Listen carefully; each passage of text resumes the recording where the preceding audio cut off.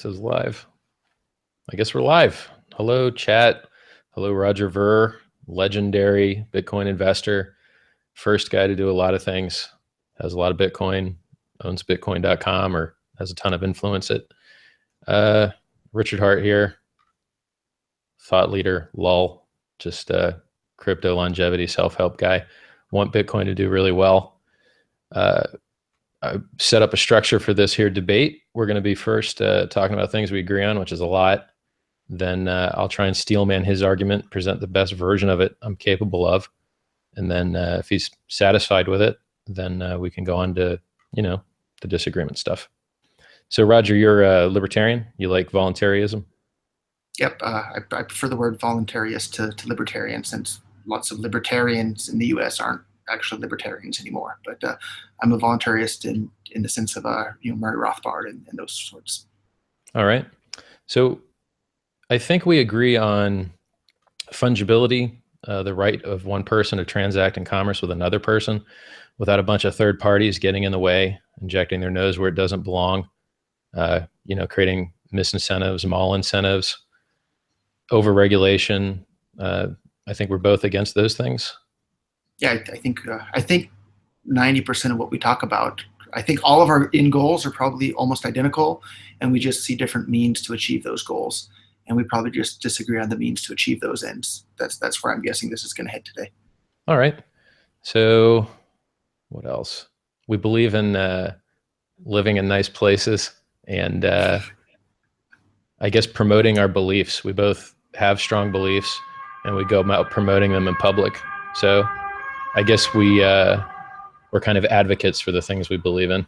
And I used to do martial arts, but nowhere near as cool as what you've done or for as long. So I guess that's the extent of our easy to find agreements. So I'd like to try and steelman what I believe are your arguments that I've heard recently, above and beyond those ones that we just went over. Would that be all right with you? Can I present what I think your arguments are? Okay. Go for it. And if it's okay, I'll jump in if I hear a part where I disagree with. All right. So Roger Ver was one of the first investors in the Bitcoin space, one of the first evangelists. He's gotten a lot of people into this ecosystem. He's offered a lot of liquidity.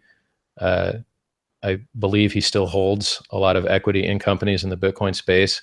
And from what I hear, he owns a lot of Bitcoins themselves, which means that he truly cares. He has skin in the game. And, he's been out there giving talks and dedicating his life to this for a very long time. And he interacts and debates with people that they aren't out there promoting to the public as much as he is. They don't use Bitcoin to transact as often as he does. They don't remember what it was like when fees were so low you would never, ever even think about them.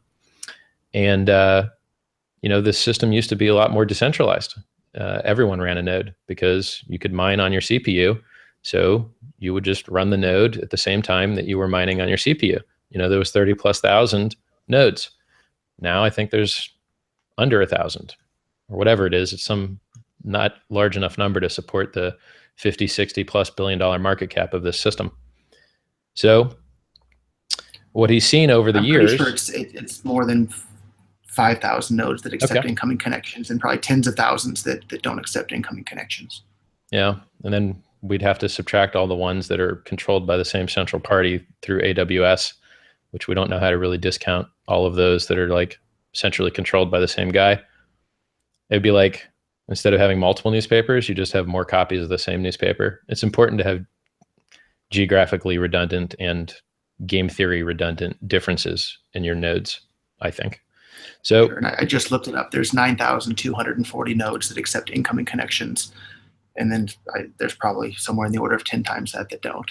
So I wonder how many millions of dollars of equity that is per node. What's quite 60 billion divided by 9,000? Makes you wonder. So, I thought that, well, I won't go into why I think more people should run nodes, but if you own Bitcoin, shouldn't you run a node? Shouldn't you want the ecosystem to work? Shouldn't you want people to be able to download the chain faster, from a good, honest connection that you operate? So what Roger's seen over the years is, the old guys that used to develop the software, they stopped. Satoshi stopped. Matti Malmi stopped. Gavin Anderson stopped. Mike Hearn stopped. And they kind of stopped before they stopped. Like Mike Hearn really didn't even work on the main Bitcoin. He worked on his own kind of J implementation of it. It was different. And if you look at the commits, even Gavin, he worked a lot more on theory than he did on like figuring out writing code at some point. So now there's a whole bunch of new guys in charge.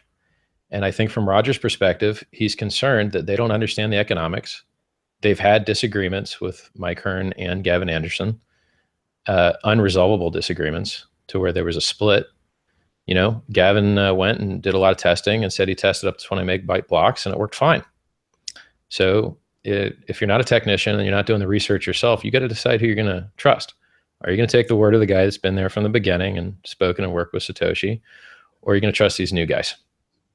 New guys that apparently don't hold enough Bitcoin, don't incentivize the people enough, have a misunderstanding of economics, want to see full blocks, tried to pump a fee market, say that fees are good, which has hurt the user experience, slowed everything down. And, and they appear in effect to kind of look like they're colluding with with Themios and Bitcoin Talk and Bitcoin Reddit with not letting Roger get his position out there. That so if I can jump in on one part there. So I guess in regards to the censorship, I'm not upset that they're not letting me get my position out there because I have a loud voice. I have a loud platform. You know, I have about 100,000 followers on Twitter. I can get my opinion out. The people that I'm really upset with are the people that aren't me, and they're just somebody on the internet who have an opinion, and their posts will literally be deleted from our Bitcoin or Bitcoin Talk if they post something that's not towing the party line. So I have a loud voice. I can get my opinion out there, but everybody else isn't able to with the moderation policies that are going on at the moment. So, but overall, you've done a great job steel manning my position. So please feel free to continue. All right. So high fees, disagreements with the original devs regarding the feasibility of things that may bring fees down, economic theory complaints regarding the desire for full blocks, censorship. Let me think. I think I got it. I think that's it. Did I miss anything? I think you got it pretty well. Maybe I can clarify a little bit where my biggest fear comes in. And my biggest fear at this point, as someone that's a holder of Bitcoin and the CEO of Bitcoin.com and someone who's poured my heart and soul into this for about 7 years now, is that we had the formula that brought Bitcoin from 0 to 1, from absolutely nothing to this amazing ecosystem that it is today. And that formula within the last year has intentionally been changed.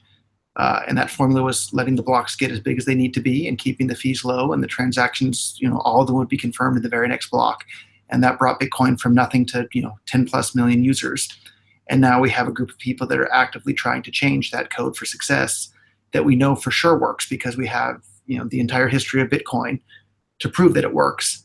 And maybe their new plan of full blocks and high fees and the fee market and all that, maybe it will work. And in their theories, they think it will work, but we don't have any real world data to back that up. Whereas with the previous roadmap, we have years and years and years of empirical evidence showing that it does work, and it worked amazingly well. And so I'm terrified changing away from something that we know works and works incredibly well in favor of something that might work, but then again, it might not. And there's billions and billions of dollars on the line. So that's what really scares me, is the veering away from something that we have lots and lots of empirical evidence for that works and works incredibly well, to something that might work or might not work. And in theory, I think it's less likely to work, to be honest. But even if I give them the benefit of the doubt that the theory works, we don't have the empirical evidence to back that up at all. And I would much rather go with the system that has the empirical evidence and, 9-year-long track record now of success than with something that doesn't have, if anything, it has a negative track record at this point. Bitcoin's been losing a huge amount of market share since the blocks became full and the fees became high and the transactions became long. So that's where my biggest fear because that is the first thing on my list, because I got a little list here. Okay, perfect. So I believe that the actual use cases for Bitcoin currently are insanely small. Newegg used to accept it. They stopped. Wikipedia used to accept it. they stopped. There's an airline that used to accept it, they stopped. More large companies have stopped accepting Bitcoin than have started. And there's a bunch of reasons for that. I mean, even Can I ask people what the that, timeline was for the ones that stopped? I think they might have tried it out for a year and then gave up on it, more or I less. think most of them stopped around the time the network started to become congested and people started having a bad user experience because you didn't know when their transactions were going to be confirmed. Well, I know for a fact Wikipedia stopped because they A/B tested it and got less donations because of confusion, which That's is true. reasonable. And they restrict a lot of the other payment methods they could accept as one of the largest websites on the internet, for that reason. So Bitcoin has a lot of problems. It has bad user interface. It has no retail marketing. It has So I would insanely disagree on the no retail okay. marketing front. So in All right. 2012, I set up bitcoinstore.com, which was the first website in the world to start offering big items, consumer electronics items for sale for Bitcoin. We had around 500,000 items for sale, most of which that were about the same price or even less than Amazon.com. And in our first year, we sold more than $4 million worth of merchandise. And that was back in 2012. And the ecosystem is much, much, much bigger than that now. So I think there is a lot of commerce that goes on with Bitcoin, and it might not just be right there in front of everybody's face, especially if they're not using it. But I would disagree with the point that there's not much commerce going on. Well, my point wasn't that there wasn't commerce, it's that there wasn't marketing. So we have a tragedy of commons problem. You may have advertised for your retail website, but you weren't promoting general Bitcoin ads. These pump and dump ICOs I'd that like have to margin. disagree again. Okay. So I paid for national radio ads on more than 150 radio stations across the United States for like 6 years straight, promoting Bitcoin in general. And almost all of those ads were actually promoting Bitcoin.org. And so there was a huge amount of that. And I wasn't the only one doing things like that. There was a lot of action like that. But well, I mean, either would you like to see would you like there to be more marketing? I'd like there to be more marketing for a product Okay. that's actually useful for people. And at the moment, I'm worried about the utility of Bitcoin. Okay. I think is Well, we can skip past Bitcoin's problems if you want and shift to the fork stuff if you want. I don't want this to turn into a 6-hour long podcast, but Well, I'll give you think, a list of the things I have here, and then you pick which ones you want to play with. Okay. So here's what we've got. I think that most people don't use Bitcoin for the currency case as opposed to the store value case because you'd break your neck to try and find someone that would accept it. It's very, very hard to spend, and it's very, very hard to buy. So it's much better just to sit on it and watch it shoot to the moon and get rich sitting than it is to effectively pay 8 times more for anything you ever used because now you don't have those coins, you spent them. Like anytime you use Bitcoin and you don't replace them, you feel really bad when you realize you spent 8 times what you needed to because you didn't replace them. So that's a good argument to replace the Bitcoins you're spending every time you spend them. It is, but people are lazy and sometimes they're afraid to buy in at 4 and 8x higher numbers because people, think there'll be a reversion to the mean. So yes, people spend your Bitcoin, ask people to accept them, replace them if you do spend them. So here's my list. I think the reason Bitcoin price dropped it didn't drop on its own. It dropped in relation to other things that appeal to other people. Bitcoin has always appealed to libertarians and free thinkers. And another meme came out with the Kumbaya world computer social justice warrior thing. And they're different vertical markets. And Bitcoin was known to these people and wasn't appealing to them, but world computer was. And now that world computer meme that the social justice warrior types love is promoting pump and dump ICO crap and is the network which all the pump and dump garbage is being released on. The reason that this space is considered frothy and overvaluated is because of those pump and dump ICOs that are running on an ecosystem which is not Bitcoin. And having lower fees in Bitcoin would not have affected that market cap ratio whatsoever. So the reason that we have... jump in there? Yeah. So it's worth pointing out that Vitalik, the creator of Ethereum, wanted to build it on top of Bitcoin and would have built it on top of Bitcoin if not for the current core dev team telling him, get the heck out of here. You're not going to build it. We're not going to increase the block size. We're not going to make room for this sort of thing to be built on top of Bitcoin. And if that had been allowed to be built on top of Bitcoin, all of that economic activity that we see happening on Ethereum would have been happening on Bitcoin instead. And that's a direct result of Bitcoin not being allowed to scale to keep up with consumer demand. Now, this is the first part in the argument where we're going to have to get actually technical. You guys are going to have to be a little bit technical for this part. Roger just stated that it was an economic loss for Bitcoin that Ethereum didn't launch on it and tie its liquidity into it. And he is probably correct on that point. However, there's a technical point which makes his liquidity point not useful. And that is the Ethereum network is down often because they use a blockchain, and the blockchain fills up just like ours. And it fills up faster because they have larger blocks. And so there's literally a competition to shove your transaction into the new ICO as a miner before you let actual normal retail people in, so that you can get the coins before they run out. So there's already front running going on in Ethereum mining. There's already full blocks going on in Ethereum mining. And there's already millions upon millions of dollars being lost to gigantic attack surface in Ethereum. And I am glad that the poison and problems and bad design decisions that Vitalik and his crew made, which are unrepairable, I might add, multiple consensus implementations from different software languages from different teams, are very much more likely to fall out of consensus than a single software implementation. It's very hard to write one thing that doesn't have bugs. It's exponentially harder to write two and more things that don't have bugs. So if I can jump in a little bit there, if that's all right. So yeah, always. There were, I guess, 2 points there. So you were complaining about the miners in Ethereum colluding to get their transactions in ahead of other people so that they can do whatever. That exact same thing is happening on Bitcoin right now because the blocks are full. Mining pools and wallets like BTC China actively say, okay, people that are transacting with our wallet will include your transactions first in our blocks that we mine with our pool. So that exact same thing is happening on the Bitcoin network right now, where people are front running other people's Bitcoin transactions. You can now pay with credit cards to have your transactions included with a block because it would be too expensive to pay with the fees with the Bitcoin if the initial fee wasn't high enough. In regards to the multiple yeah, definitely sucks.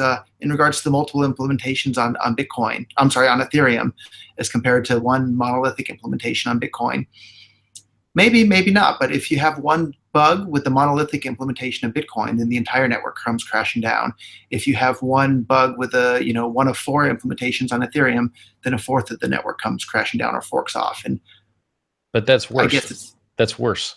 Having is a fourth of it forking off or come crashing down worse than 100% of it? Yeah, it's like writing a book and then you make an edit and then you don't remember what you edited and you have to search through the whole book to see what got screwed up. But when you write to the, if you can't write to the book anymore and you have to wait and there's only one copy of the book, it's basically versioning, right? Like the reason that you don't write software with just Word documents is because you have to keep track of changes. And that's all a blockchain is. It's something that keeps track of changes. So if you had a fork, like what you've described, technically a consensus failure is a fork. This thing doesn't say the same as that thing. And now an arbiter, a trusted third party, a powerful God has to decide which one is right and which one is wrong. So I agreed up until everything at the point where you said a powerful arbitrator or God has to decide. I think the network and the users get to decide. And we saw that with Ethereum and Ethereum Classic. There was a fork and one set of users went one way and another set went another. And there wasn't some, God from on high that forced everybody to go in one direction. It was just these forks happen all the time. They're called orphans. An orphan is the network deciding that what you thought was going to happen isn't going to happen. And it just goes away. It's a dead end.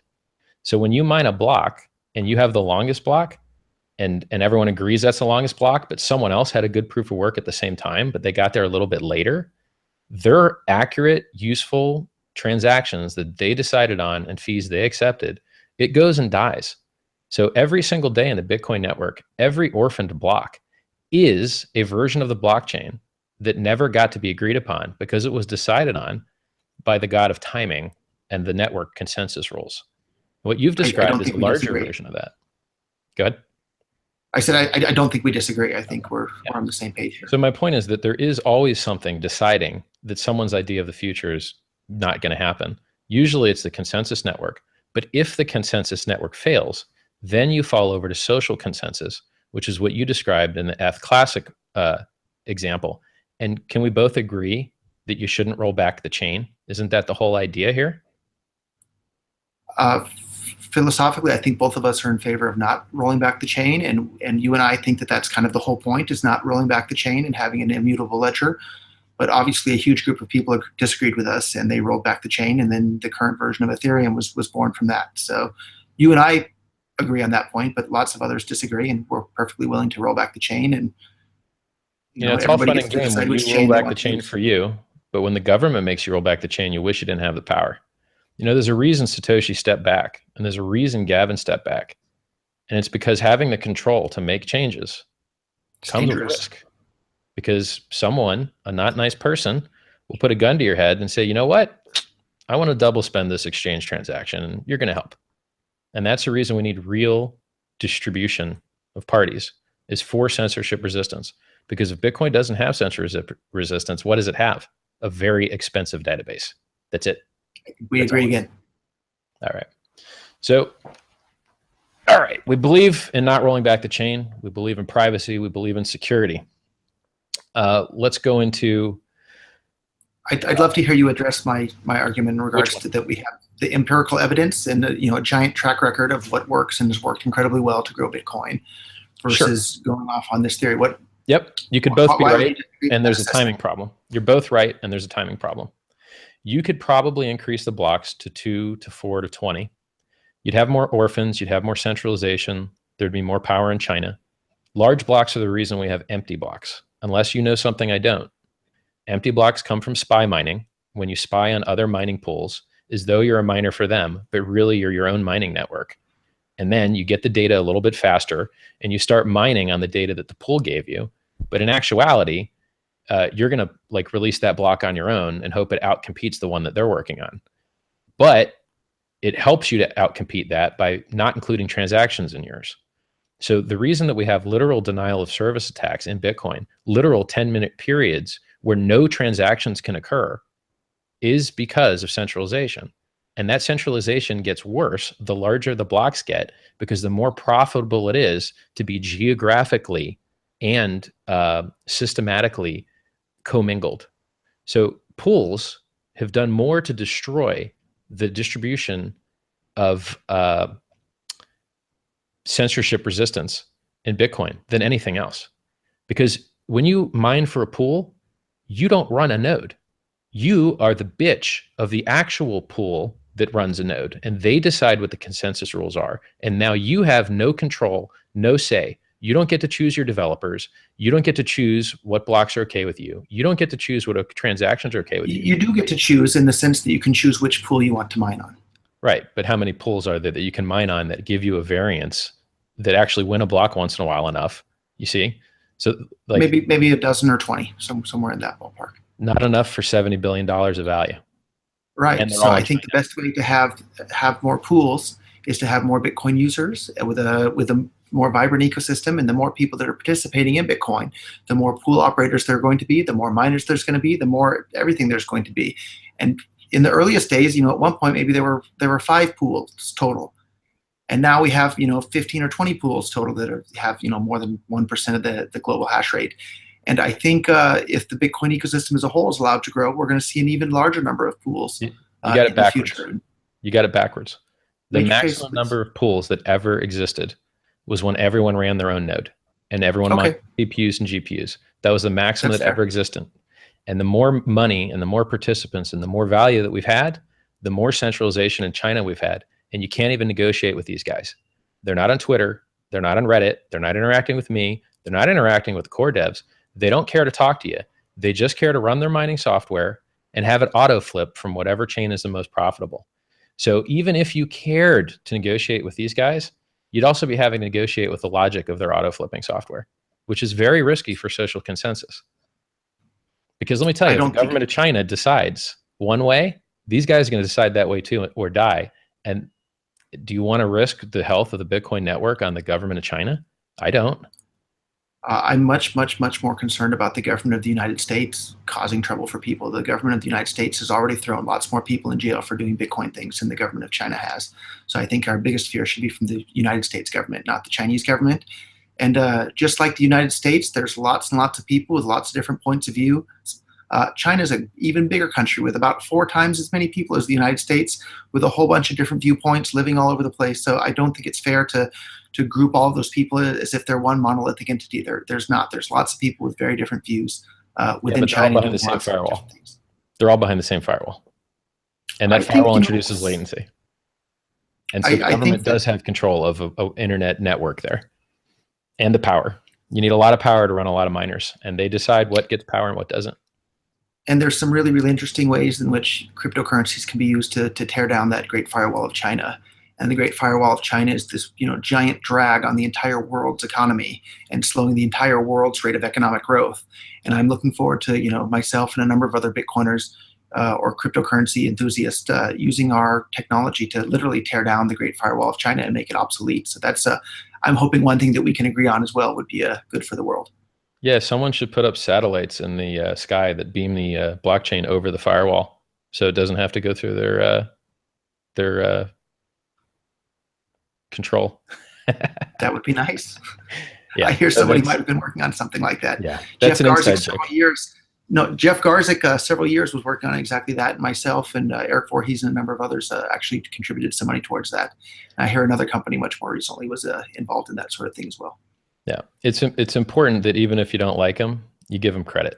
They got it done. It works great, and it's a great asset to the ecosystem. So, I mean, I'm going to call out the Blockstream guys for doing great work and not launching vaporware and not talking, but launching and having a usable thing that real people are doing real transactions on right now. The core team did that. Are people using it for transactions? Well, not a ton because it just came out, but anyone that wants to can.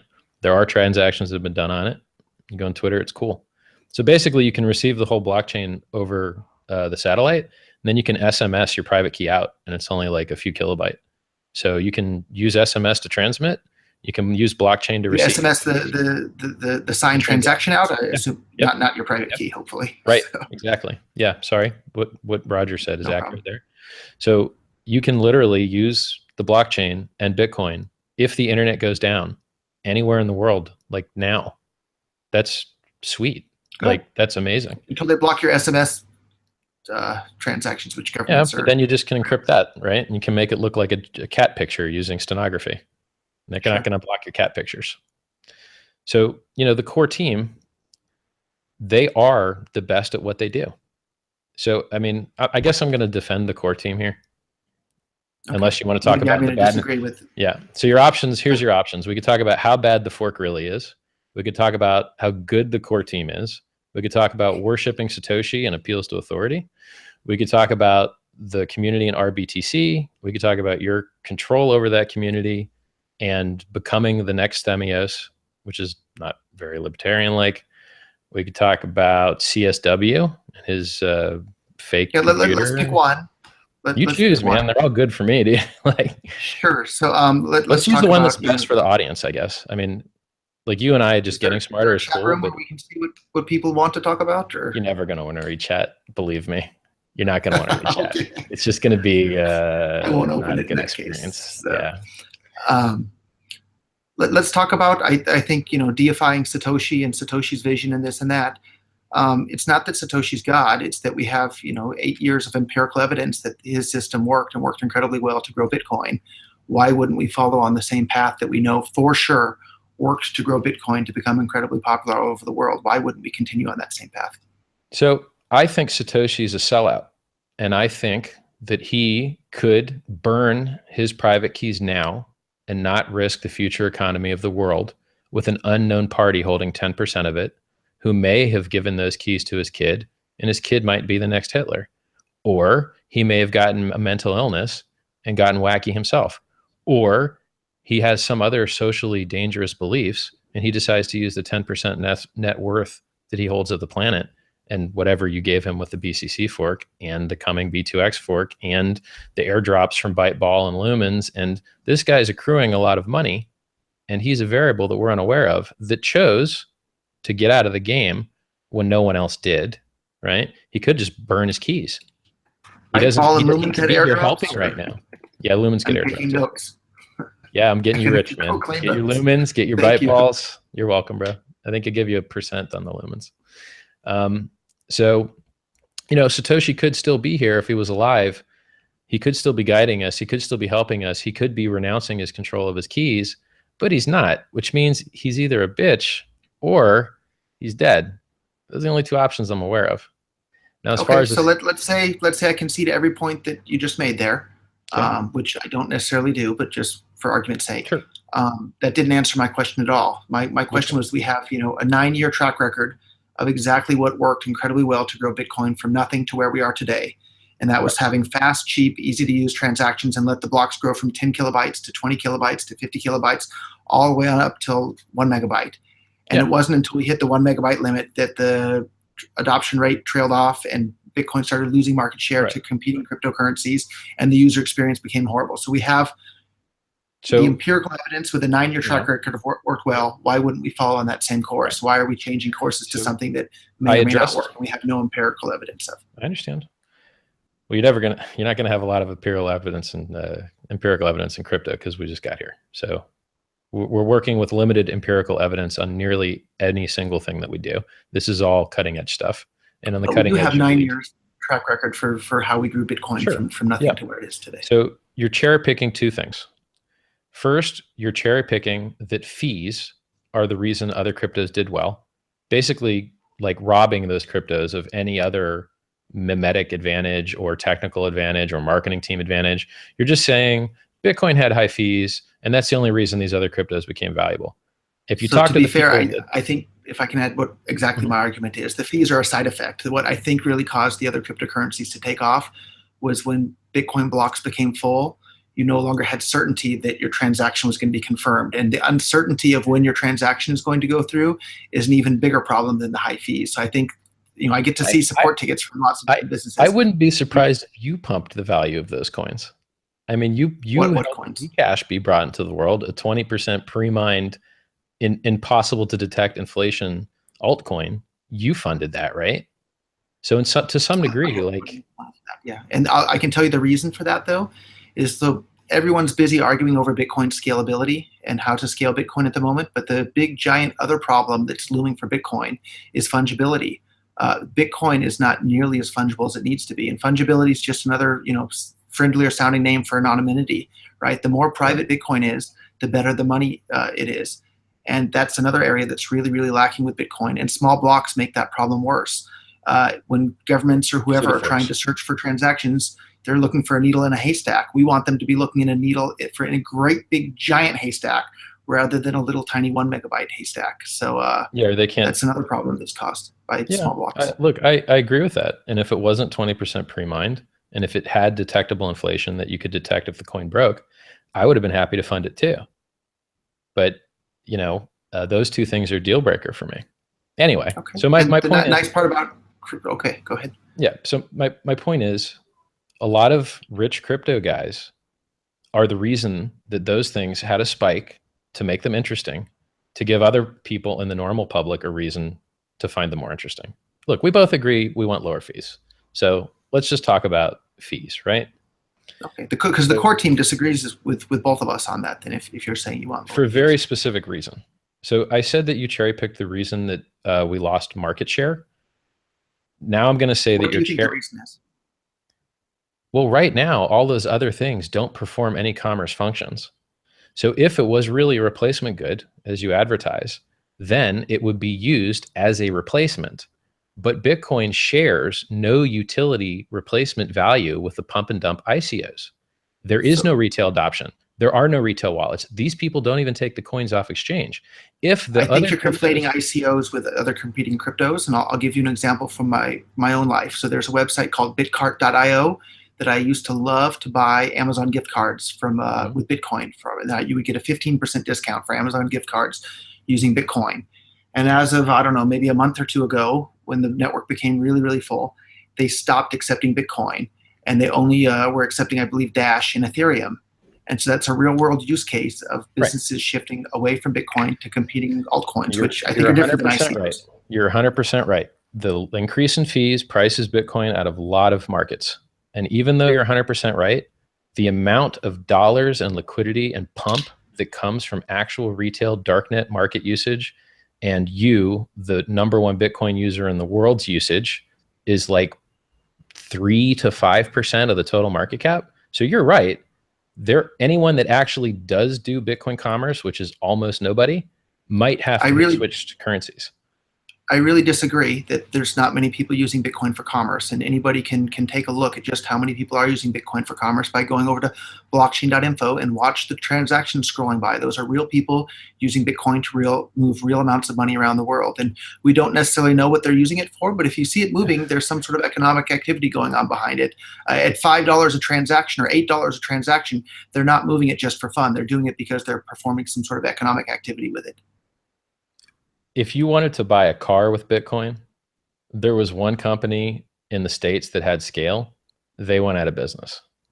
There's maybe one or two small like shops, like near Butterfly Labs in Kansas City. There was a shop that like accepted Bitcoin. There's maybe one in California, maybe one in Florida. Like I love Bitcoin as much as the next guy, but I'm not willing to pretend that it's not 1,000 times less places you can spend it. And I'm being generous with 1,000. It's probably 100,000. I think you're really missing the picture. There's more than 200,000 merchants in Japan that accept Bitcoin. I can walk down the street to the electronics store and use Bitcoin in the store. I can walk down to the street to the equivalent of like Macy's or something in the US and spend Bitcoin here in Japan. There's all sorts of restaurants. There's all sorts of stuff. There's all sorts of websites. I book more hotels on Expedia in Bitcoin, than I can count each year. There's a huge amount of commerce that's being used with the Bitcoin network. And the fact that it costs $8 per transaction to do it, and yet the blocks are still completely full, shows just how big of a demand there is for people to use Bitcoin in real world commerce. All right. So you think there's a lot of commerce. Maybe in Japan there is. I don't think there's a lot. We'll move on. Do you have a theory as to why people would be moving the Bitcoins at $8 per transaction if they're not doing commerce with it? Why are they spending $8 every time they move Bitcoin, and because all the blocks are completely full? What are they doing if it's not commerce? Well, yeah, I don't know. That's the whole idea, is we're not supposed to know. Commerce. People are using Bitcoin to pay people all over the world. And when the network became full and the user experience became not as good as it used to be with Bitcoin, people started exploring alternatives like Dash and Monero and Ethereum and things like that. Yeah, and that's a direct result of there's other alternatives too, like Visa and MasterCard and Swift. Yeah, and people are using that sometimes now instead of Bitcoin, whereas previously they would have used Bitcoin. Yeah, so it's a real problem. We agree. We'd both like to see Bitcoin fees be very low, and that everyone accept it and use it. We're both on the same point there, right?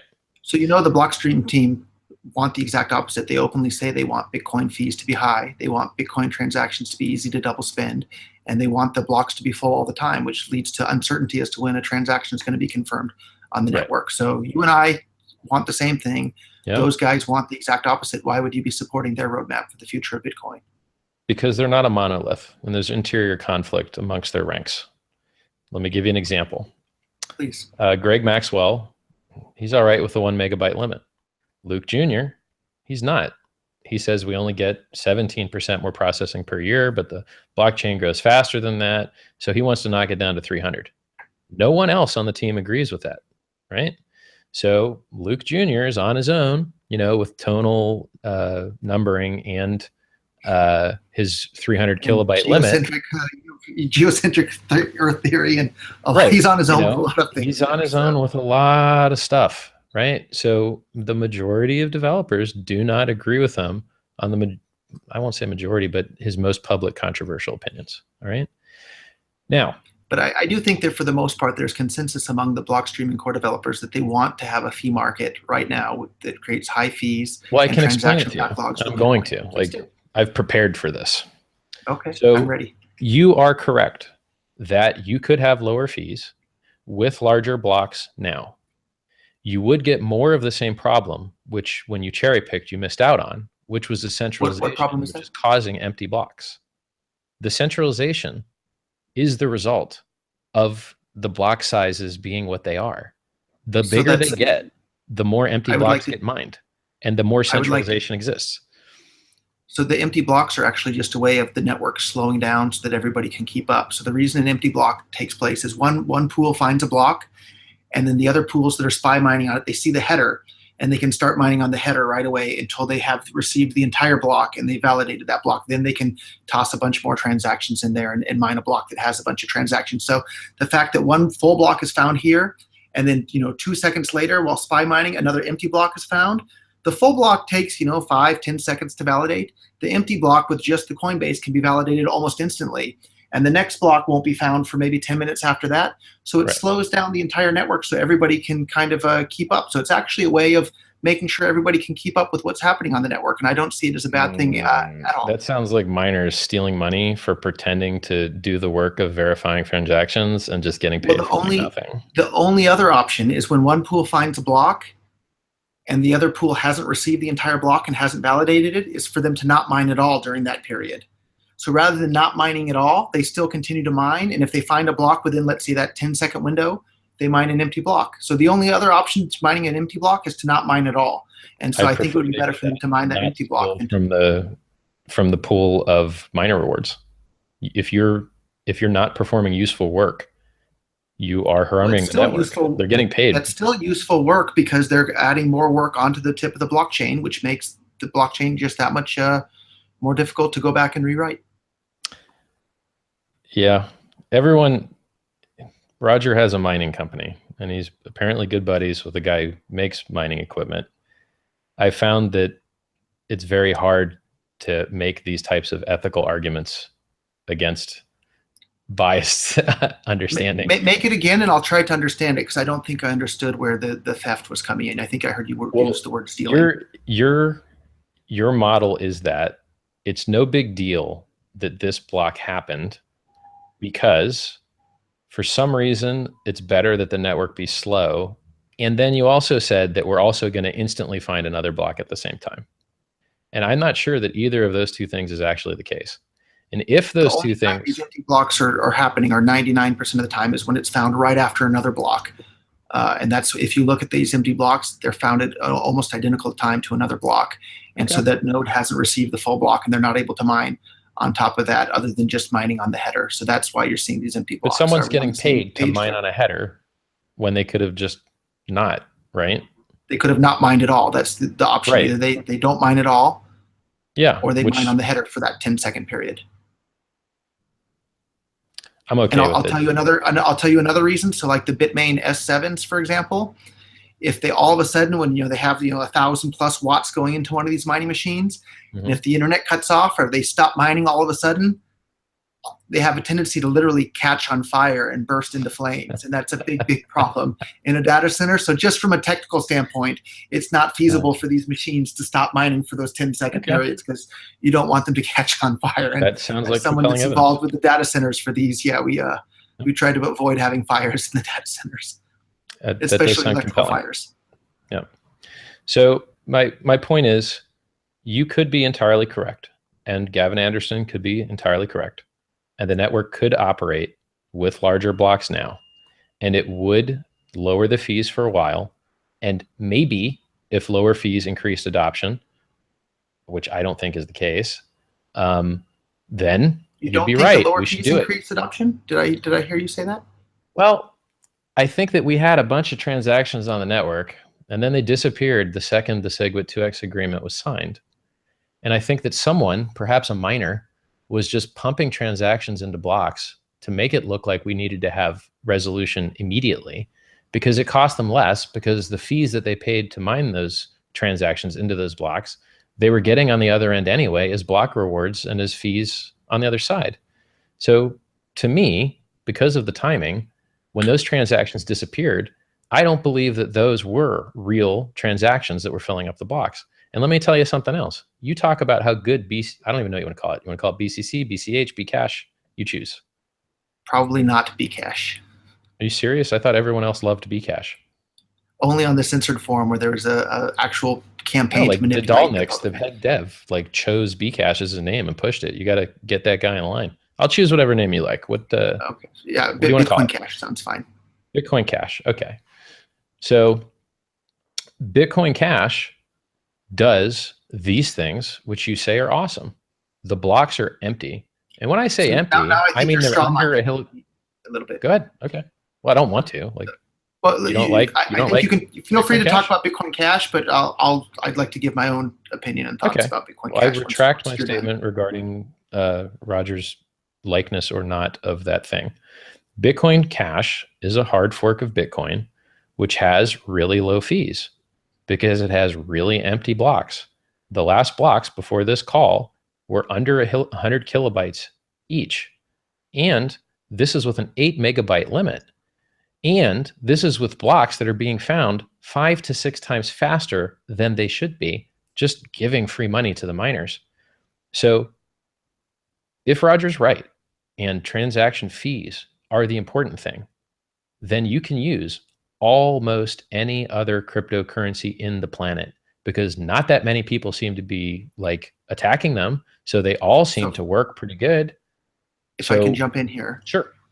I think transaction fees are important, but they're not the most important thing. The most important thing is the network effect and the amount of merchants and users and wallets and all this infrastructure built up around the world. And that's why the US dollar will be so incredibly hard to displace, because there's all these banks and mobile apps and, just cash registers and vending machines, and just an absolutely staggering amount of infrastructure is already developed around the entire world to use the US dollar. When it comes to cryptocurrencies, Bitcoin has the most amount of infrastructure already in place around the world for Mhm. people to use it. That's an incredibly hard thing to overcome. Bitcoin Cash has been around for about 3 weeks. Bitcoin Cash changed the underlying economic code of Bitcoin with their emergency difficulty adjustment thing that I definitely have some concerns about myself. Um, but Can I I give don't you think it's my the fees that's the most important thing. I think it's the network effect. So go okay? ahead, Richard. So hash rate matters, right? Because that's Sure. the reason we don't have 51% attacks. Hash rate's what secures the network. Yeah. All right. Well, the Bitcoin Cash fork, I'm going to say stole something like 2 of Can 7 to you 3 define of what you mean 7 by exahash. steal? Can you define what you mean by steal in this case? Well, in this case, they pretended to give a lot of people a thing, which when they went to dump it on market, they couldn't because they had to wait 20 confirmations, 16 to 20, unless you're on Hitbit, and you could do it in 2, which they accepted a huge risk because the chain could have got rolled back. So they dumped this on a bunch of people, which also, for some people in certain jurisdictions, are going to cause tax consequences. And then if you weren't plugged into the internet at the time, you didn't know you were given this thing. And now you're being forced to make a decision as to whether to hold, and by holding, increase the economic value. And by increasing the economic value, pay the miners to screw over the network that you'd signed up for. So when everyone So got these, I think I go ahead. when everyone got these free coins and couldn't dump them on exchange and couldn't drive the price to zero, it gave existing SHA-256 Bitcoin miners an economic incentive to leave and thereby attack the network that they were originally participating in, which was the real Bitcoin. So all the people that didn't dump on site the Trojan horse coins allowed the market value to float, gave the miners an incentive to switch, slowed down block times in Bitcoin, reduced security in Bitcoin. And this was done with a Wix website, a single developer, and some miners that were interested in profit. That's gross. That's bad. If a single developer with a Wix website and a single dev can steal half the What's wrong Bitcoin with the mining Wix power, website? well, it's just another centralized point of failure. The Wix admin can go in there and change the download link for the wallet and steal everyone's keys. Which, by the Isn't that way, true of just about any website hosting? yeah, The but DNS server most, could point to some other website that's a clone with the malware for download. I don't think that's a yeah, problem with and Wix. the That's more, just a problem with the internet. Period. no, it's not, because the more people you share the ability to write with, then you multiply your risk. So if you host with the same people that host your DNS, then there's 1 point of failure. If you host somewhere different than you host your DNS, now there's 2 points of failure. If you use 2FA through SMS, now you've got SS7, 3 points of failure. If you don't do the administration yourself and you hire an admin, now you got 4 points of failure, and they just keep multiplying. So So I think having the a, fact that they used a Wix website is probably the weakest criticism of Bitcoin Cash. I don't think you're going to find a lot of enterprise level multi-billion dollar projects launched on Wix websites. I think it is a huge security Well, we can problem and certainly name speaks to the one. inability There's of their Bitcoin development. Cash. There's a reason they only have one developer. There's a reason their software is not working properly right now. There's a reason that it's hard for you So to there's hire not good one devs. developer. That's just an outright lie. There's quite a few developers. There's a huge ecosystem developing around it. I look at it. It's only been out for about 3 weeks, and it has what, the third or fourth biggest market cap in the world at this point. The fact that the blocks are happening, are already 100 kilobytes, and they're happening a lot more often than at once every 10 minutes. That shows that a lot is already happening on it. So hold on a second. I said that you liked Bitcoin Cash, and then you told me not to put words in your mouth. But now you're promoting the heck out of it. So I'm just say saying that you stuff's like happening Bitcoin on Cash. Bitcoin Cash. So a lot of people think that I'm the one that pumped up the price of Bitcoin Cash. So I didn't I sell do. a single Bitcoin. No, you didn't, but a lot of other people have. No, I did. I Oh, did promoted you? that Okay. idea too. Because why wouldn't Oh, you? I haven't. So No, but you don't have to I sell hadn't sold a Bitcoin. You could single. have sold your other altcoins to pump it. You could have I sold haven't cash sold to a pump single it. Bitcoin or altcoin or cash or anything for Bitcoin Cash up All until right. yesterday, and I sold like about a dozen Bitcoins for some Bitcoin Cash because I had them sitting in exchange. I wasn't quite sure what to do with them at the moment, so it definitely wasn't for me. So. Well, I like that. I am happy to see that that wasn't you, because I don't like the concept that someone comes along, steals brand awareness, steals So literally. I'd Go like to ahead. disagree with the word steal here. Okay. So Well, just so give me a let's different talk word. about I'll it use it. with hash rate. The hash rate belongs to the miners and the owners of that mining equipment, and they're free to do Mhm. whatever they want with it. They can mine on Bitcoin Legacy. They can mine on Bitcoin Cash. They can, just turn it on to use it to heat their apartment and not mine anything if they want to. That hash rate belongs to them. And if they decide to mine on Bitcoin Cash with it, nobody's stolen anything from anyone at all. So I would like to I don't object really to want the to word use the word steal. steal, but I'm literally just short of words. Incentivized maybe is a more accurate Okay. word. Bitcoin Cash is Okay. incentivized miners to switch from Right. Bitcoin SegWit to Bitcoin Cash. So let's talk about the end result of this occurring. How would you feel if someone came up to your Bitcoin.com company and said, you know what, we're going to destroy your company because we don't think you're running it right. I know that you've been here for many, many years, paid dearly to put this up and build the things you have, but we think you're stupid and we're going to destroy your company. But you know what? It's not theft and it's not bad. It's not evil. It's just the free market, because we're going to give you some shares in our new company. So you're I don't describing think you'd be exactly okay what with that. Blockstream has done to Bitcoin. You're describing exactly what Blockstream has done to Bitcoin. We had the Bitcoin white paper from day one that described exactly what what Bitcoin was. It's a chain of digital signatures, and Satoshi said very clearly that the Bitcoin never hits a scaling ceiling. The ultimate solution is to let the blocks get as big as they need to be. And then Blockstream came in and they said, screw that. That's stupid. Bitcoin doesn't need to be a chain of signatures. The block should be 1 megabyte, and have completely changed the roadmap. So you can make an argument that the thing that you were complaining that Bitcoin Cash is doing is exactly what Blockstream has done to Bitcoin. They've completely turned Bitcoin upside down from what was outlined in the original white So paper your and was argument, described by Satoshi. so your argument is Blockstream sucks, and because Bitcoin Cash did the same thing, they also suck. No, It's I different. think my argument is that anybody can advocate for whatever they want, and they shouldn't use force or fraud to do it. And so, Blockstream has been very successful in what they've done. Credit to them. See, you say that, right? You believe that people shouldn't use force, but I think you use force. So when you Point out the post, force to me, please. I will. So when you post on our Bitcoin, they don't want to hear anything about altcoins, and they consider certain changes to the consensus algorithm of Bitcoin altcoins. And that may be When you say unfair. they, who is they? The Well, the moderators? moderators, yeah. I mean, Yeah, Femi because the go ahead. users don't get to decide. Their posts get deleted when they start posting things about altcoins. The posts get deleted. If the users weren't interested in discussing those altcoins or those other things, they wouldn't be posting on there to begin with. So I agree. You have from on high a bunch of people deciding what is allowed to be discussed and what's not. Yes. And you can post anything you want that's negative about Bitcoin Cash, and those posts are allowed to stay. But if you post anything that's positive about Bitcoin Cash, those posts will be deleted. So I agree. I So don't think that's a fair moderation policy. You know what? You might be right. What I want to point out to you is that you are becoming the evil that you hate. You just don't realize it. So you're a moderator on RBTC. You're a moderator on RBTC, right? Have you Right. ever read the website? Have you ever moderated it? Like, did you go So there? unlike our Bitcoin, our mod logs are completely open, and you can Right. see every single moderation that I've ever Yeah. done on our BTC. Right.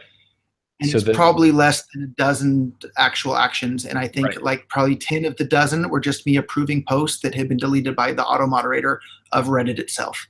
Yeah. So I'm not My point, actively moderating my that myself. point is that your end result of horrible ecosystem is the same, but the mechanism is different.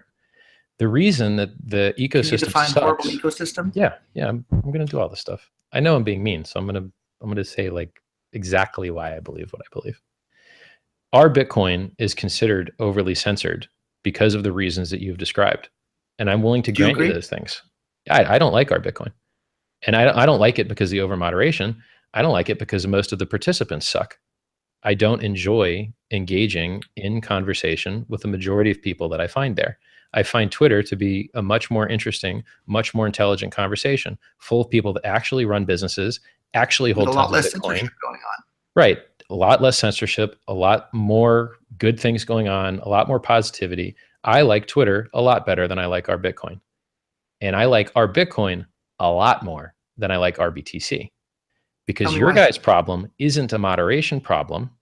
It's a um Too much tragedy. free speech problem? I've done this a couple days now. You guys are 25% pro Bitcoin Cash for a subreddit called BTC. So you're mistitled the subreddit now. You need to change the name to be accurate. You falsely advertise on Reddit, and I click these links that are clickbaity links, and they don't take me to the article that's advertised. They just drop me in the main subreddit thread. And you have pseudonymous uh, effective moderation through the fanboys that downvote things so far down that no one ever needs to moderate them out of vision, because the fanboys do it for you. So Maybe if that's you're the up, general opinion of the people that are participating there. yeah, but you can grow a garden of weeds, and then you can say, you know what, like we never have to protect our roses here because we don't have any. It's all weeds. And that's what RBTC is. I dare you today to go to RBTC and screenshot it and just categorize each post. Something like 7% is anti Bitcoin Core, 25% is Bitcoin Cash, 10% is BCC, another like 6% is BCH. And there's nothing about Bitcoin on the RBTC forum. There's nothing about, hey, this person adopts it. So there's nothing about, hey, how can I program this wallet? There's not a single good thing to be found in that place. So Maybe it's Richard, because everyone that's been censored has moved there, and you guys don't have to force it to be evil through moderation. It's just emergently evil. But I'm telling you, it's bad. so if you What's don't up? enjoy the conversation that's going on our BTC, then don't participate. It's that simple. Nobody's being forced to participate in that one. And I'm not very sympathetic to the criticism that allowing too much free speech is a bad thing. But it's not Uh, free. There's a downvote button. And you just have the emergent, you but the have the posts same don't disappear. censorship. The posts are still there.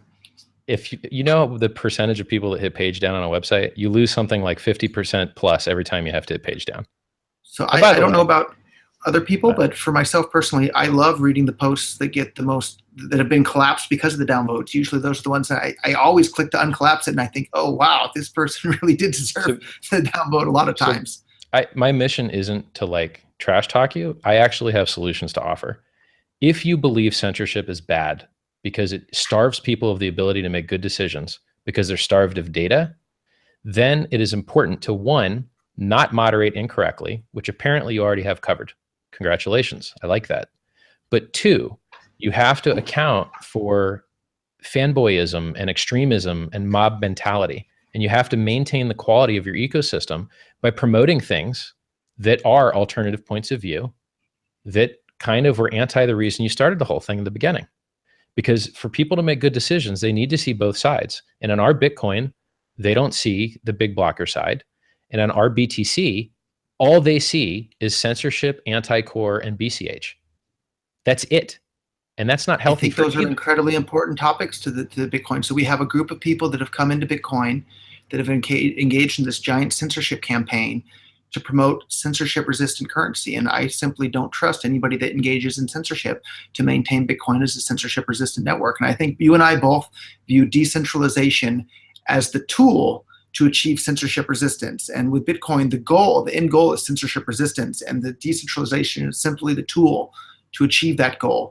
And if this guy Thamos is going around on this big giant censorship campaign to promote what's supposed to be censorship resistant currency, I don't trust that guy as far as I can throw him. If he's willing to engage in censorship, he's not going to protect Bitcoin's censorship resistance. The small amount of defense that I will give him is that if you want to read about altcoins, oh boy, you can read about all the altcoins you want on the Bitcoin Talk forum. So he didn't perform the censorship there that he does perform on our Bitcoin. They gave them their own subsection on our Bitcoin, or I'm sorry, on bitcointalk.org. It's been a while since I visited, but I believe there's a subboard devoted. Every single ICO launch goes there first. Every altcoin launch goes there first. So they're not performing that censorship across that whole domain. They are performing it across our Bitcoin. But you know what? If you're tired of seeing people get scammed and you're tired of people seeing lose millions of dollars in altcoins, they're too stupid to understand large arguments. If someone goes to our Bitcoin, they really should not be reading about alts. And I don't see a lot of Ethereum posts on your subreddit. So you do perform moderation there. No, our mod logs are open. You can see anybody can post a post about Ethereum, and if people want to upvote it and talk about it, it'll stay there. And I'm sorry feel for free to go on over misaccusing to you then. I thought that like every other forum, you guys would try and restrict it to the title of the forum and the rules. Most forums do. If you guys haven't been attacked by shills for other currencies yet, maybe this is a bad conversation for us to have had, because they're going to go test that now. Every other cryptocurrency shill. And people can upvote or downvote as they feel see fit. All right. So I just want to warn you that at some point you become the evil you're trying to destroy. You own Bitcoin.com. You mod RBTC. You're on television all the time. You're hiring devs to do side deals. You're running your own conferences that have a subsection of people that has done weird things. So I think if we can stop a little bit, I think you're straw manning me a little bit. So you can go over to the forum.bitcoin.com, and you can see that there's posts over there from I forget what his screen name is over there, but he's saying all sorts of nasty, rotten things about me and claiming that I'm Jihan's little puppet and this and that. And like his posts are allowed to stay. His posts are still there. I don't delete his posts. The moderators don't delete his posts. I'm saying you're a risk. That's all I'm saying. Sure, saying that anybody that's the owner of a big popular website is a risk. That I can't. But a lot of them, right? I mean, you're in mining. Bitcoin.com gets millions of unique visitors per week. I could go rogue like Thamos has already done, and has been a bad actor for years now. And so I hear you complaining that I might do something bad in the future. Just start a foundation like every other large entity did, and let someone else. Just start a foundation and let it be someone else's problem. That's what Wikimedia did with Wikipedia. Yeah, I donated. I think it was like 8,000 Bitcoins total to the Bitcoin Foundation, and that didn't work out so well for me. No, you get to choose the directors, man. Like you get to choose the first group of guys. Like I'm just saying, if you don't like centralization and you feel it's a risk to the ecosystem, and you don't like what Themios has done, and he might have turned out to be, a great guy way back when, and the power corrupted him. I'm just telling you to be on the lookout for it, because at some point your bubble's going to get smaller, and you're not going to listen to as many people, and then no one's going to tell you, hey, look what's going on. So that's fair advice. So I have a question for you, though. Yeah. I hear quite a bit of hate for altcoins from you, or it seems like you're not a fan of any altcoin ever. Can you? So I'll give you my stance, and I'd like to hear why you think I'm wrong. So in life, it's good to have more options. So in the crypto coin ecosystem, people can choose between Bitcoin and Bitcoin Cash and Ethereum and Monero and Dash, and take your pick. There's 1,001 altcoins out there. Most people just choose one or two. And Shapeshift.io makes it easy to convert from one to another. But people have the option of choosing the one that's the most useful to them in their daily life. What's wrong with people having the ability to choose which coins they want to use in their daily lives? So this is the Darwinist argument. Darwinism and survival of the fittest and trying new things and mutation. And, it works awesome when you've got an infinite energy pool and you don't mind all the experiments that went wrong. The problem with finance, economics, and human emotions are that those poor sons of bitches that chose wrong, because no one has enough time to learn about every alt, even me, and I sit around a lot. It means that a lot of people are going to be ground up into the meat grinder for the experiment of, hey, maybe this works a little bit better. And so the So what's the libertarian, option? it's very simple. The libertarian argument always is, this locally works very good for me. And so I want to take what locally works very good for me, an educated thinking individual thinker. And now I want to give that same power to the masses of less capable idiots of the world. And they don't realize that you can't take a local maxima and export it to people with different traits and expect the same outcomes. You probably benefit from having a wide selection of currencies to choose from, but you will find that not very many people are like you. And you have to choose between brutal Darwinism, where tons of people lose tons of money, but maybe better investors end up with it, and maybe the world is a little bit better off. This is the boom and bust cycle of artificially low interest rates. This is the boom and bust cycle of credit I from don't see nowhere. those things being related. Well, how many times do you want to see people lose money to Ethereum? They can't even do they can't even do a multi-sig wallet properly. The So I premier have a wallet in question the for you. space lost hundreds, at least $60 million from a So poorly what are you contracted. suggesting though? Should we make altcoins illegal? How would we prevent people from being able to experiment with altcoins? There's either they Experts, can experiment as they want, or they're nope, not allowed to, or prevented. What are nope. you advocating should be done? Just like every other developed industry, experts in the space that have a personal reputation to defend, like you, like me, like other people, speak their expert knowledge to influence the masses in directions that they feel benefit those masses and the ecosystem as a whole. It is up to us as thought leaders, people that have individual thoughts, experience, skin in the game, to help the idiots make the right decisions. Because in this bleeding, cutting edge system, a lot more people with these ICOs are going to lose a lot more money than anyone ever thought possible. These things are crazy, and it will not last. And when that pain comes crashing down, you know who else is going to get harmed? The good ecosystem of Bitcoin people that didn't do that pump and dump crap. We're going to pay the price in regulation. We're going to pay the price in bad press because we didn't do a good enough job helping those people not get robbed. And by the way, the people doing the robbing, they're not even going to end up that well out of it. Some of them will end up in jail. Some of them will end up with more money than they know what to do with. It'll be like winning the lottery for these guys. And if you've ever looked into lottery winners, it never works out well for them. Squander the funds, sure. So it's bad for the investors. It's bad for the people taking the money. And it's our job to help shut that shit down. I started coming out publicly when I saw Ethereum's market cap so can I ask, almost reach Bitcoin. When you say shut that down by speaking out against it, or by asking just by speaking with guns wearing costumes to show up? Hold on, and I see lost my computers? earpiece. 1 sec. The price we pay for beauty.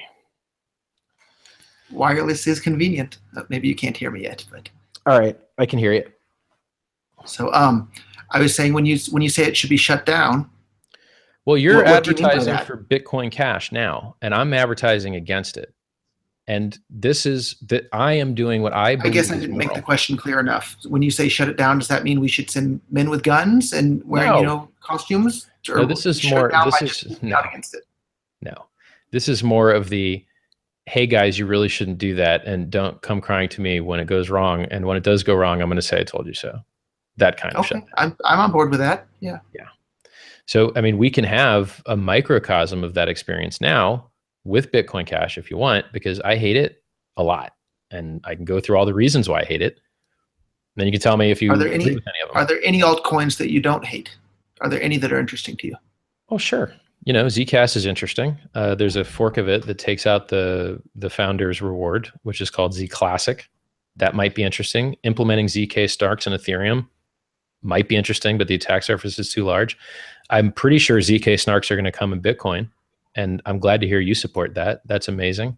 Fungibility is super important, as you said. I love onion routing and the Lightning Network. I love drive chains, side chains. You get all the experimenting, all of the changes, all of the craziness, but you tie all the liquidity back to Bitcoin, and there's less attack surface area. I love all that stuff. I think Monero has apparently some use cases, but you know, if it hasn't pumped by now, it probably never is going to pump. So I wouldn't be happy to dive right in. You know, I like the non-blockchain technology. Like I like Byteball a lot better than I like Internet of Things. I'm curious to see whether the distributed acrylic graph can replace these blocks, which do get full and only scale linearly. but Do the you have tech any is more tips for me as far as the coins that did airdrops that I can claim sure. with Yeah, Bitcoins? I took notes. Byteball, sure. Lumens, what else Yep. do we have? The Byteball drops once a month. You need to get in soon though, because they don't drop forever. Like they're running out of ones to drop, and then they just basically took a snapshot of the Bitcoin economy, and they said whatever percentage you own of the Bitcoins of the world, we're going to give you the same percentage here, and we're going to do it every month. And then when they're running out distributing them, that's it. So you're going to probably get 1 or 2% free money off the Byte balls. And then the lumens, I think you get like maybe 0.5% free money. I haven't really looked into it yet, but the deadline's in 2 days, so definitely do it. And there's a new crappy one that came out called like Bitcore, but seems pumpy dumpy, doesn't seem legit. Sell it That's on enough. Cape. Yeah, yeah. So I like the idea that as a Bitcoin holder and owner of the premier currency with the most security, the best devs, the longest track record, the most wallets, the most adoption, you also get the most free money handed to you from these other altcoins that want to leach off the ecosystem or the users. So I love I that like the idea. thought of having the longest track record and the best devs and the most security and all of this, but I'm really, really, really concerned that we've gone completely off the roadmap that we Yeah. had for So Bitcoin. That we so need let me to tell you the see. roadmap. So The next thing in the roadmap was a hard fork to a larger block. That was the next thing in the roadmap. It was you up think to that's one still going to point. happen here? What are your thoughts there?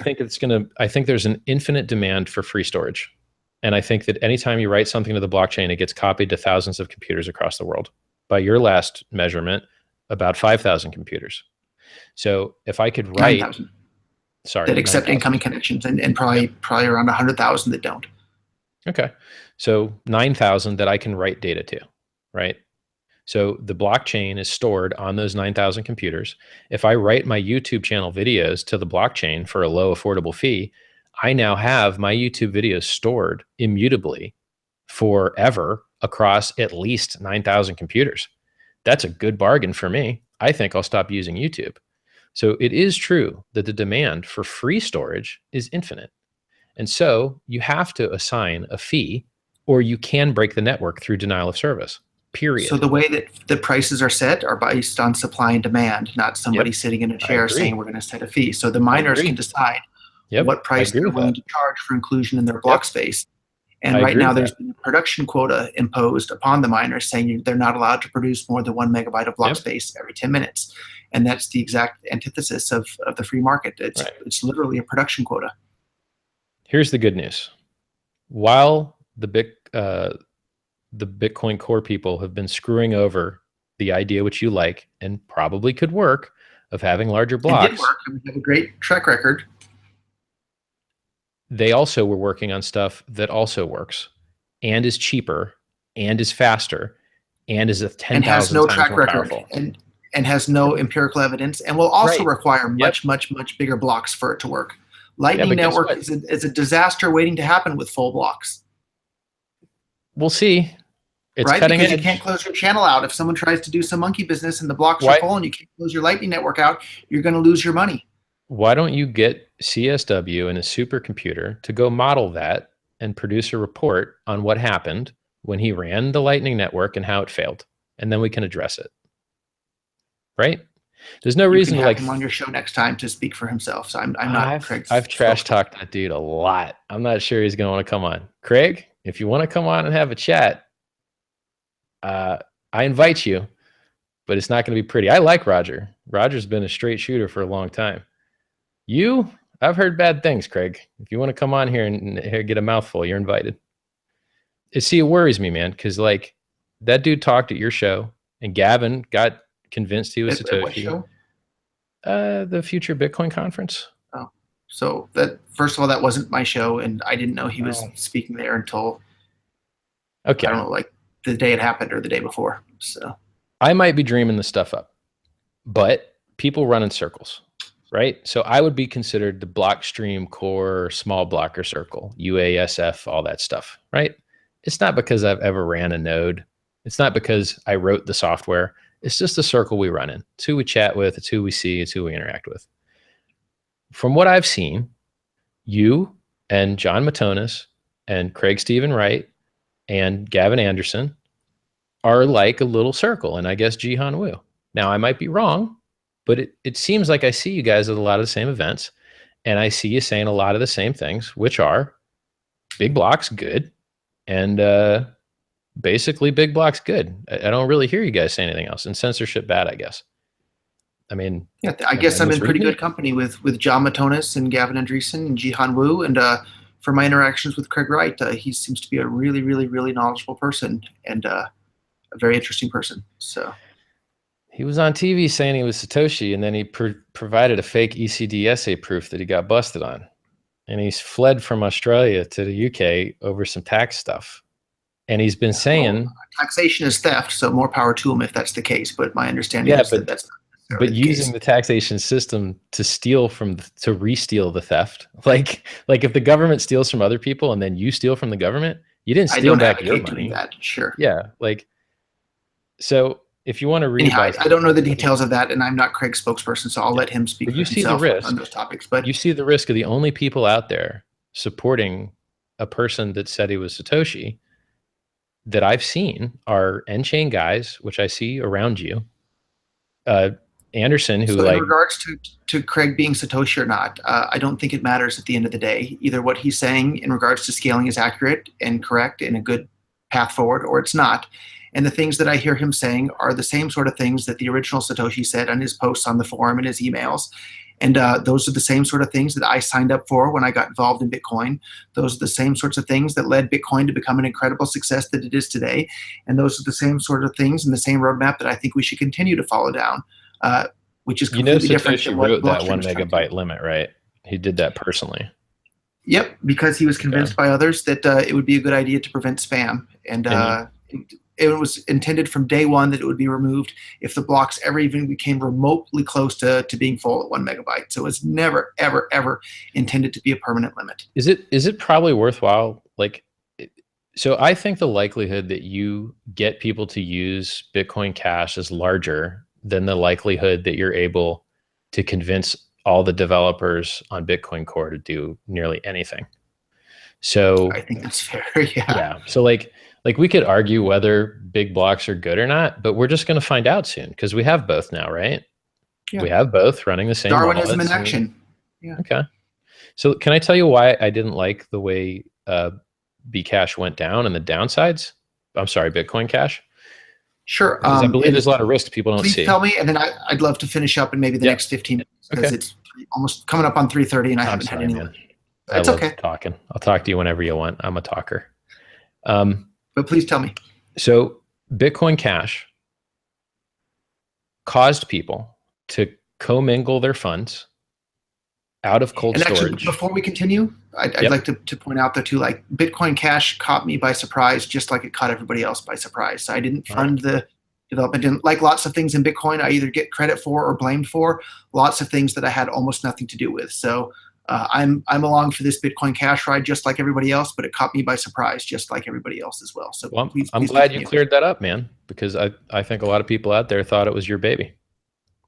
Yeah, a So lot of I'm people, glad you cleared that as I up. mentioned, you have to either blame me or give me credit for things that I had little or nothing to do with. But I'll tell please you continue what, with your critique. if you would respond to your Twitter commenters, you would know what they thought. I never I'll see you tell you what, if respond, you have man. 100,000 Twitter followers, it's hard to keep up with the infinite scrolling of stuff happening there. So I apologize if anyone feels ignored on Twitter. Okay. So my summary so far is be careful you don't have too much power. Power corrupts. It's anti-decentralized. Be careful about scammers. Read your Twitter comments if you can. I'll Uh, try. and then you end up with emergent censorship from the bottom, even if it doesn't come from the top. Watch your garden in your subreddit. And now we'll talk about forks. So you might not have supported this fork. You might support a fork in the future. I just want to talk about the risks of forks. A lot of people had a lot of unused coin days and age on their coins, a lot of anonymity, a lot of cold storage that was all harmed and destroyed because they had to go and load their coins into wallets and bring them back to life and now to use them on another network. And they had to download a software that wasn't signed by a person with an identity that could be held to account if keys were stolen. And that So forked that's not true. software, go ahead. That's simply not true. So I think you're referring to Electron Cash in Yep. regards to that, but there were Yep. lots of other wallet options for Bitcoin Cash. Uh, There's I don't know, maybe almost a dozen at this point. So BTC.com's wallet supports it. Bitcoin.com's wallet will support it probably by this weekend. We've already submitted it to the Apple Yeah. App Store, etc. But Coinbase that's has announced now. support. Blockstream's announced support. There was Bitcoin ABC. There was the Bitcoin Cash version of Bitcoin Unlimited. There was the Bitcoin Cash version of Bitcoin Classic. So like there were lots and lots of other options other than Electron Cash. And the way in which Electron Cash worked, in which it would copy the wallet file into its own directory, like, yeah, that's not good, and that probably caught a lot of people by surprise. But don't use software if you don't like it. So no, but there's it's lots even of worse. It's even worse than that, right? Because so what? It overwrote your directory, and then you like recover it. That's not a big deal. What's a big deal is that that could have been malware. So if someone decides to launch a new, hey, Bitcoiners, you get free coins, download this wallet, you're going to get rich. You're going to see a lot of people lose a lot of money over a new attack vector because no one uses cold storage anymore because they want their airdrops, right? And there's a new attack vector being introduced into this ecosystem from these altcoin airdrop wallets, and not many people know how to use virtual machines. So I had to write a tutorial on, hey, here's a free Windows virtual machine. Here's a free virtual machine software. Now you can run that new thing in its own little sandbox, and whatever evil it tries to do, it's not going to screw up any of your other stuff. You know, I had to write that. The reason I had to write that is because no one else cared. No one else cared enough to do it. I'm not a dev. Why did I have to write it? These are millions and millions and millions of dollars at risk. And I have to write it? That's very stupid. And at the time when that Bitcoin Cash launched, I assure you there was only one wallet because I went to the Wix website and I downloaded the only wallet. And then I checked to make sure that the key matched the SHA-2, the SHA-1 or SHA-2. The signature, yeah. Right. And then, you know, even that's not that secure because they could have just put a fake signature up too. So why are you in such a hurry on this? So like I haven't claimed or moved almost like 90-something% of my Bitcoin Cash. I haven't touched at all. They're sitting there in my Trojan horse. It's a Trojan horse. I don't think you should support miners leaving your favorite network. I don't think you should incentivize miners to make your network weaker. I don't think it's fair to count a market cap for a thing that most people have never touched, seen, had access to, or possibly were even told was given to them. What if at the end of the day, Bitcoin Cash winds up providing more utility to people around the world than the SegWit 1 or 2 megabyte version? Brand, gotten your own devs, built your own value proposition, used the same airdrop Oracle method that Byteball used. Okay, hold on. Don't those arguments you just made?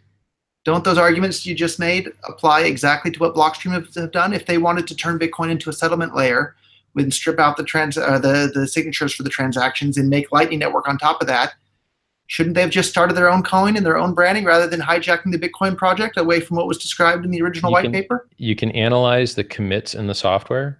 The vast majority of the commits are Peter Roulé. And so we basically like say Blockstream and we say Bitcoin Core, but we really mean Peter. And he so shouldn't Peter have started his own project? He did. It's called Bitcoin Core, and most of the nodes in the world run it. And it's been running really, really good. And the only thing that you disagree with him on are the things that some of your technicians said that you should. And let me add, like, it's very simple. What do you mean by the things that my technicians said that I should? You lost me on that. If you go on Wikipedia and you look up Big O notation, it's a fancy way of looking at how computers work with big numbers. You take a big number and you give a program this, it takes longer than the lifetime of the universe. If you change the algorithm a little bit, it takes every time the number gets bigger, the timing gets the same amount of bigger. And you just basically get this ratio of how long does it take to how big is the stuff I'm putting in it. That's the ratio. And blocks scale linearly, right? Visa does 30,000 transactions a second before Christmas. Bitcoin does 3 transactions a second. So you're advocating for exponential scaling with Bitcoin, right? I am saying that big blocks could work at the cost of some extra centralization for a little while, but they would never, ever, ever work past a certain point. And then you need that different logarithmic scaling, which Lightning gives and Tier 2 gives. And by the way, Satoshi supported those things. And I can link you to his Bitcoin talk And post by the saying, way, we need Tier Bigger 2. Blocks Network supports all those things too. And in fact, if we wanted the entire world to use the Lightning Network, we would still need to have blocks that are much, much, much, much bigger than they are today. So you know keeping what you the should blocks do? at 1 megabyte is suicide for the future of Bitcoin.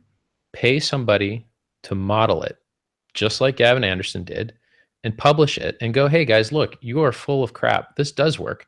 Here's our little AI Bitcoin user. Here's our distributed AWS nodes. And there's a lot of other testing solutions available to you where you can rent proxies and rent computers. You got a whole lot of options available to you to actually test at scale a new Bitcoin network. And then say, look, this stuff works fine. Or if you think Lightning doesn't work and you don't like onion routing, you think it's going to centralize, well, show me, right? Okay. But like, I don't think the Blockstream guys are qualified to say that big blocks couldn't work a little bit now, because they probably could with some risk of centralization, which is a problem. And I don't think you're qualified to say that Lightning can't work. And we have them both now. So the burden of proof is on them to claim that Lightning can work, whereas we already have 7 or 8 years of empirical evidence that bigger blocks do work. We shouldn't even argue about this stuff anymore because we have both networks, right? So the best thing I can do is I think the argument's almost over. I think you're right about that, and I'm so much happier because now everybody gets to use the version of Bitcoin that they like the most, and the market will decide at the end which one is the most useful version of Bitcoin and which dev team has created the most useful product. I know we're short on time. I've really enjoyed the conversation. I hope it's been productive. We'll have round 2 someday. Whenever you're ready, I just want to see the value of Bitcoin go up. I want to see more people in the ecosystem using the most secure, most track record thing. If that becomes your thing, I don't want to call it your thing, but if it becomes a big block thing, if it becomes a big block thing, more power to the world. I'd be more convinced with data. All right. Well, we have the empirical evidence of the entire history of Bitcoin that as the blocks got bigger, more and more people were using it, and that was the solution. So anyhow, short on time. Thank you. I do look forward to having another edition, second edition, and thank you, Richard. I appreciate it. Good talking to you, man. Later, bro. You too. See you next.